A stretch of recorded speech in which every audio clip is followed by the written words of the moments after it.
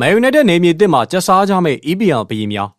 United တို့ကတော့စပြီနော်အသင်းကရေတိမ်နေပေမဲ့လာချင်တဲ့ကစားသမားတွေကရှိစမြဲပဲဒါကလည်းဂုံရှိန်ဝါကြီးမြင့်သူ United ဆိုတာကိုပြသနေတဲ့အရာဖြစ်ပြီးတော့အမ်ဝေမိုကတော့ United မှာ United ပဲဖြစ်ပါတယ်ကိုညာနဲ့ဒီအမ်ဝေမိုက United ဆိုတဲ့အမည်နာမတစ်ခုတည်းနဲ့ United ဘဝတွေကိုခြေစုံပြစ်ရောက်ခဲ့သူတွေပါသူတို့က EPL မှာ proven ဖြစ်ပြီးသားကစားသမားတွေဖြစ်ပြီးတော့နှစ်ယောက်စလုံးက3 back အခင်းချင်းနဲ့မစိမ့်တဲ့ကစားသမားတွေဖြစ်ကြပြီးတော့ပြီးခဲ့တဲ့ရာသီမှာနှစ်ယောက်စလုံးကပို့ပြီးတော့ထင်ပေါ်လာခဲ့တဲ့ခြေစွမ်းမျိုးတွေတွေ့လာရပါတယ်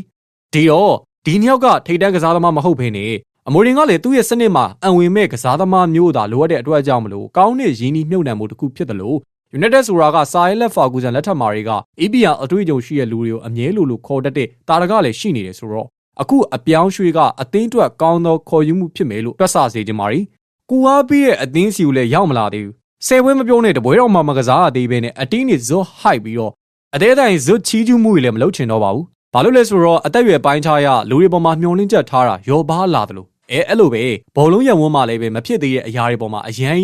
expectation မထားတော့ပါဘူး